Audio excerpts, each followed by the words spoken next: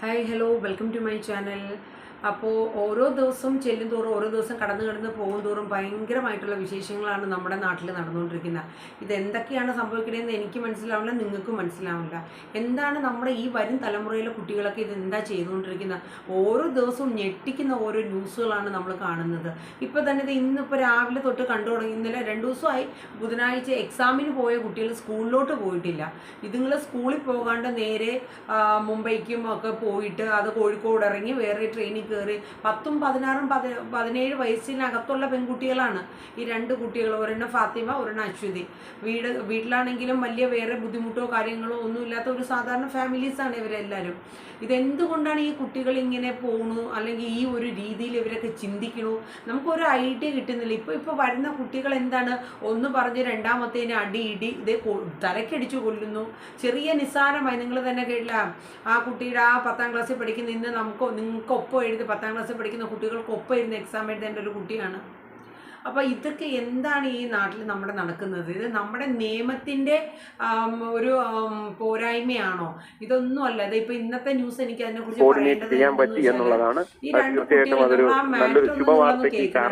ഈ 2 കുട്ടികൾ എക്സാമിന് പോകുവാൻ വേണ്ടി വീട്ടിൽ നിന്ന് ഇറങ്ങിയിട്ട് എക്സാമിന് ചെല്ലാഞ്ഞത് കൊണ്ട് അവരെ സ്കൂളിൽ നിന്ന് വിളിക്കുകയാണ്, ഈ കുട്ടികൾ എന്തുകൊണ്ട് വന്നില്ല. അപ്പോഴാണ് പാരൻസും മറ്റു ബന്ധുക്കളും ഒക്കെ കുട്ടികളെ കുറിച്ച് തിരക്കുന്നത്, എന്ത് പറ്റി, എവിടെ പോയി. പിന്നെ പോലീസിനെ അറിയിക്കുന്നു, അറിയുന്നു, പിന്നെ തിരക്കി നോക്കുന്നു, CCTV ചെക്ക് ചെയ്യുന്നു, അങ്ങനെ ചെയ്യുന്നു. അപ്പോഴാണ് അറിഞ്ഞത് ഇവിടെ നിന്ന് ട്രെയിൻ കയറി കോഴിക്കോട് ഇറങ്ങിയിരിക്കുന്നു. കോഴിക്കോട് നിന്ന് പിന്നെ അവർ ബാംഗ്ലൂർക്ക് പോകുന്നു. അവിടെ ബാംഗ്ലൂർ ചെയ്യുന്നു. പക്ഷേ ഈ പോകുന്ന ഈ കുട്ടികളുടെ കയ്യിൽ അത്യാവശ്യം വേണ്ട ക്യാഷുമുണ്ട്. കാര്യം അവരെന്തോ സ്വർണം വിറ്റിട്ടോ എന്തോ ആണ് അതും ഹാൻഡിൽ ചെയ്തിരിക്കുന്നത്. ഇതിനൊക്കെയുള്ള ഒരു കഴിവും അല്ലെങ്കിൽ ഇതിനൊക്കെ ഉള്ള ആ ഒരു മൈൻഡ് ഇവർക്ക് എങ്ങനെ ഇവിടെ നിന്ന് കിട്ടുന്നു എന്നുള്ളത് എനിക്ക് മനസ്സിലാവുന്നില്ല കേട്ടോ. ഈ വരും തലമുറയിലെ കുട്ടികൾ വളരെ ഒരു രീതിയിലുള്ള ഒരു ഇതാണ് ഇപ്പോൾ നടക്കുന്നത്. കാര്യം എനിക്ക് തോന്നുന്നു ഇത് ഒട്ടുമുക്കാലും ഈ മൊബൈലിൻ്റെ യൂസ് ആണെന്നാണ് എൻ്റെ ഒരു ചിന്താഗതി. കാര്യം എന്ന് വെച്ചാൽ ഈ കൊറോണ ടൈം വന്നു മുതൽ തന്നെ ഓൺലൈൻ ക്ലാസ് അങ്ങനെയുള്ള സംഭവങ്ങളൊക്കെ വന്നതോടുകൂടെ തന്നെ ഈ കുട്ടികൾക്ക് സ്വന്തമായിട്ട് തന്നെ ഓരോ ഫോണാണ്. പാരൻസിനുണ്ട്, പക്ഷേ എങ്കിൽ കൂടിയും കുട്ടികൾക്ക് ഓരോ ഫോണാണ്.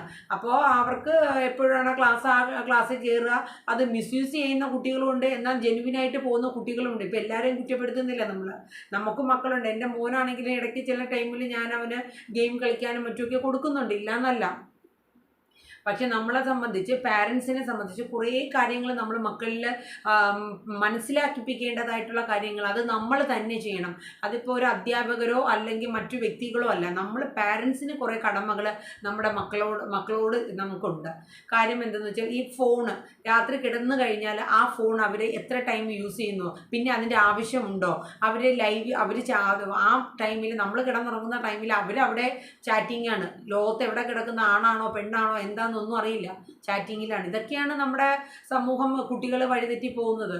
പിന്നെ അത് മാത്രമല്ല, ഏത് രീതിയിലുള്ള ഇന്നത്തെ ഇത്രയും ട്രാപ്പ് പല ലൈംഗികമായിട്ടും പല കേസുകൾ നമ്മൾ എന്താണ് ഫോണിലും മാധ്യമങ്ങളിലും ഒക്കെ ലൈവായിട്ട് വരുന്നുണ്ട്. പക്ഷെ ഇതൊന്നും കാണുന്നില്ല. അവർക്ക് അവരുടേതായ കുറച്ച് ലോകങ്ങളാണ്.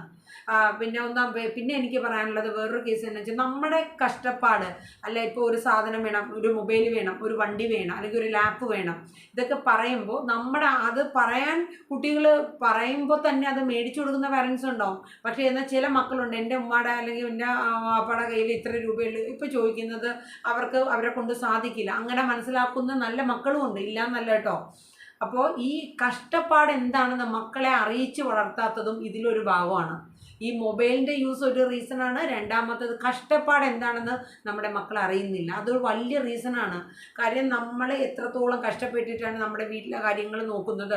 മാതാപിതാക്കൾ അവരുടെ ജോലി അല്ലെങ്കിൽ ഇന്നത് പറയുമ്പോൾ തന്നെ മേടിച്ചു കൊടുക്കുക.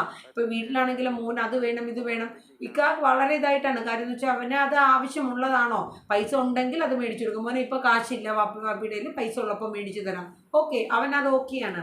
അപ്പോൾ അത് നമ്മുടെ മക്കളെ, ഇപ്പോൾ എൻ്റെ മോന് നാളെ എന്തായി തീരും എന്നുള്ളത് മോള് ആണെങ്കിലും നമുക്കറിയില്ല. എങ്കിലും നമ്മൾ കുറേ കാര്യങ്ങൾ നമ്മൾ പാരൻസ് ശ്രദ്ധിക്കേണ്ടതായിട്ട് തന്നെയുണ്ട്.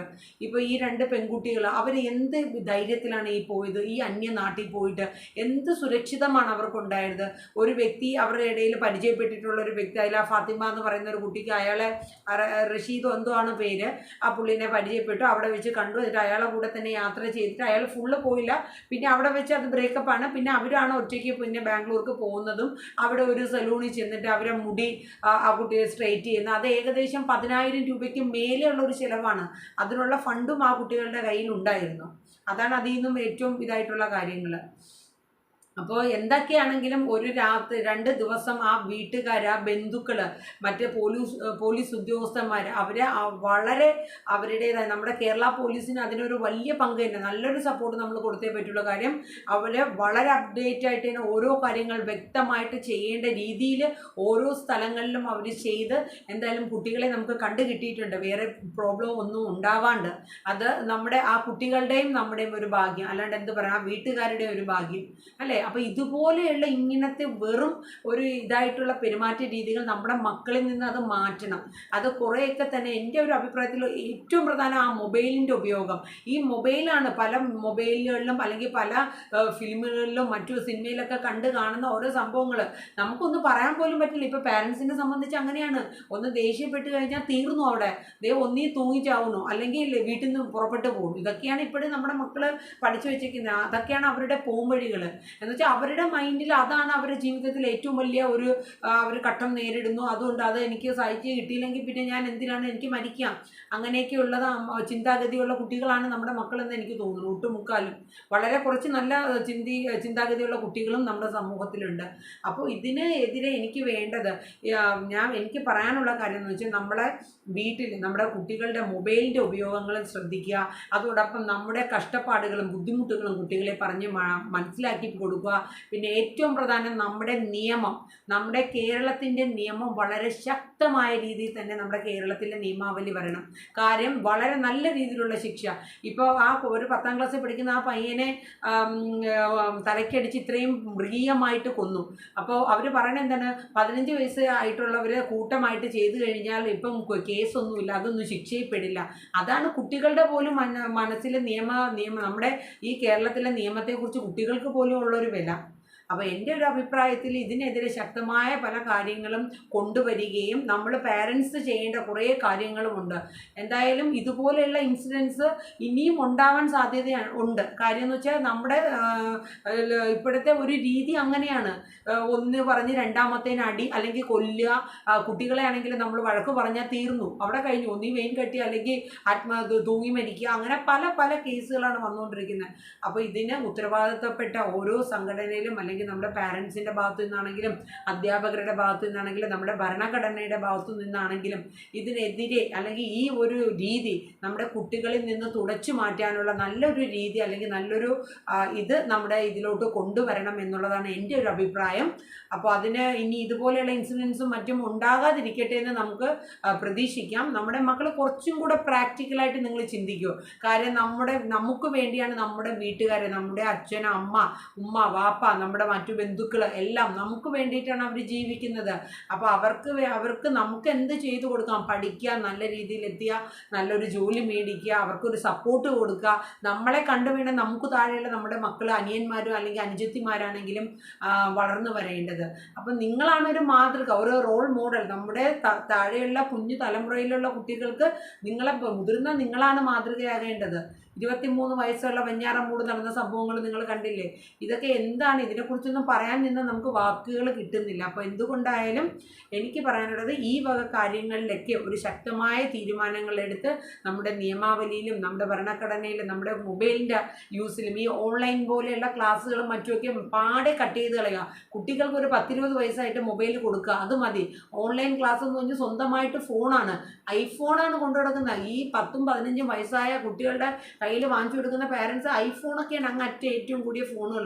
ഇതൊക്കെ തന്നെയാണ് നമ്മുടെ കുഴപ്പങ്ങളും. പാരൻസിൻ്റെ ഭാഗത്തും ഒരു ഭാഗത്ത് തെറ്റുണ്ട്.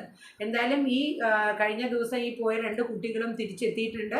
അപ്പോൾ അവിടെ തിരൂര് പോലീസിന് അവർ ഉച്ചയോ കഴിയുമ്പോഴേക്കും കൈമാറുമെന്നാണ് പറഞ്ഞത്.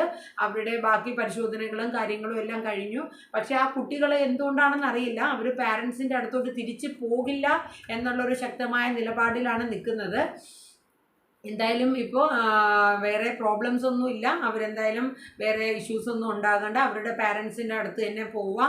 വീട്ടിലാണെങ്കിലും കുട്ടികളെ നമ്മൾ ഒരു പരിധി കൂടുതലും അവരെ ടോർച്ചർ ചെയ്യുന്നതും അവർക്ക് മാനസികമായിട്ടുള്ള ചില ബുദ്ധിമുട്ടുകൾ വരും. കാരണം കുട്ടികൾ അത് ഉൾക്കൊള്ളണം എന്നില്ല.